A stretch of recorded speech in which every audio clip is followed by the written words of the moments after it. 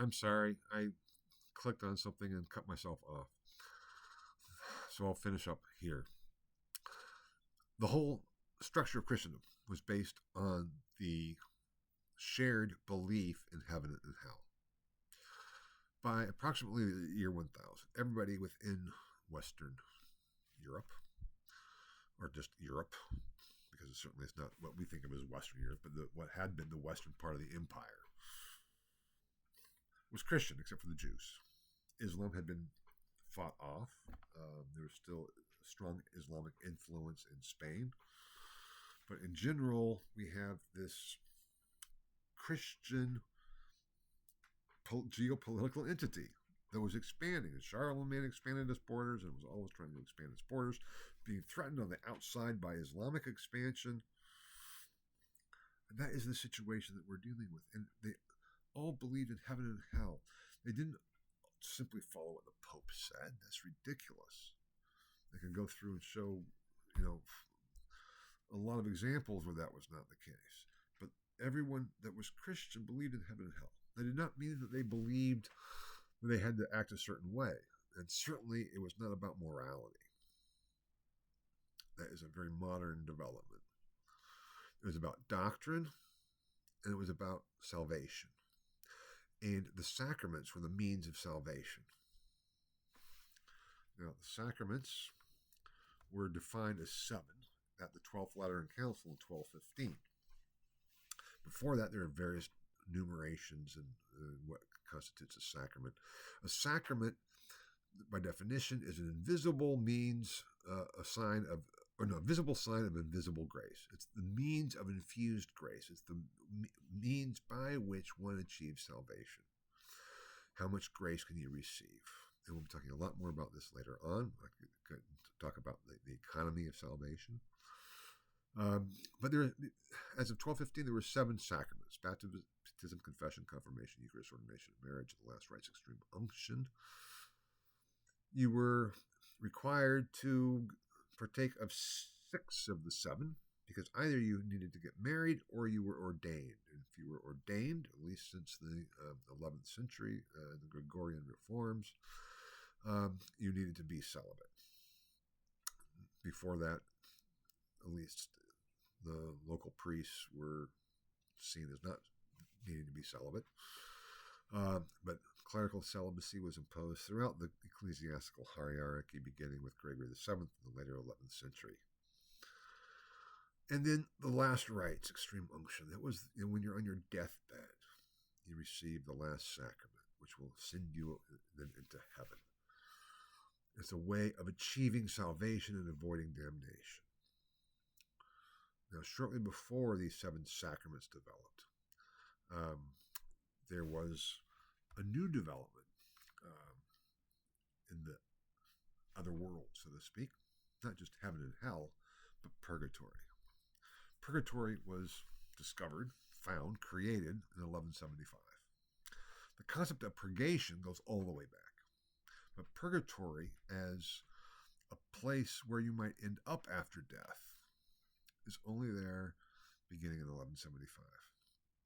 It is a holding pen for those who would eventually make it to heaven. If you were damned, you went right to hell.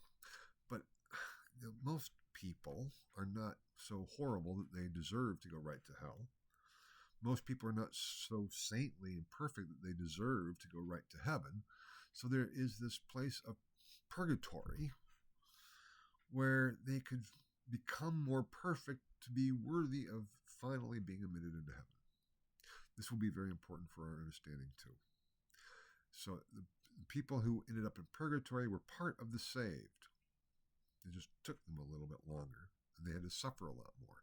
And we start having otherworldly visions of hell, purgatory, and heaven.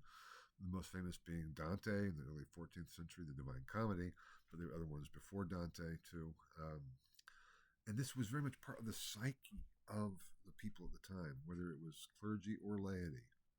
It was what they believed was going on and happening. The question was, how do we get to salvation? How do we get to heaven and not and avoid damnation? And for most people, that was just by participation in the sacraments, But then there was another option, namely becoming a monk of monasticism.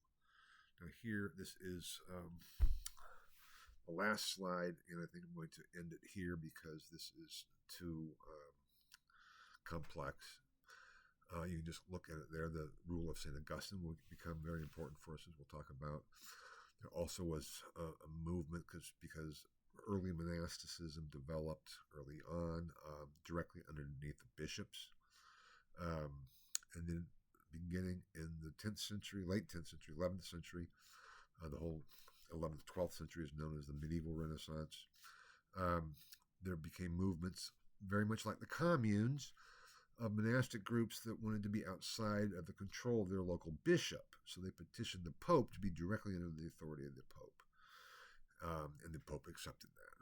And the mendicant orders of the 13th century, namely the Franciscans, the Dominicans, and then finally the Augustinian hermits, were all directly under the authority of the Pope and therefore not under the direct authority of the local bishop. And this caused problems. And we'll be talking more about those problems as we go along, also next lecture, I think. But if you have questions about this, ask. I don't want to, because I could talk, for another couple of hours on monasticism and its importance. And I would say it is absolutely essential to understand for what we're going to be getting to, because we will be seeing that in so many ways the Reformation begins as a monastic movement among the Augustinian hermits. But we'll get there when we get there. So anyway, that's why that is there. My apologies for having to do this in two parts, number one. Number two, my apologies for having to abbreviate so much. It probably is more a problem for myself than for you. If any of what I've been saying here is not really clear, please ask either Lucy or myself to get this kind of cleared up, because these are important concepts to understand if we're going to understand what happens as we get into the 15th and on into the 16th century. And we refer to them again and again. So that's why this lecture is so important. And my apologies again if I've given it short shrift and haven't explained it in as much detail or as thoroughly as I need to. But just ask, please. But I have gone over the myth of Christendom and what that is and constitutes, and that's going to be central for the rest of what we're talking about. The ecclesiastical lay hierarchies are going to be central for what we're talking about from here on out, and the concept of purgatory and the sacraments are going to be central for what we're talking about here on out. And two, actually, the manorialism and feudalism will be central for what we're talking about here on out. So that's what we're getting at, and I hope I've provided a good basis for approaching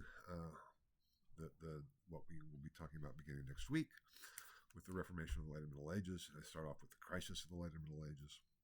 We'll see when all of this myth of Christendom begins to crack and fall apart. But that is where we're going and what we're getting to. Thank you for your patience, and I will be back. Take care. Bye-bye.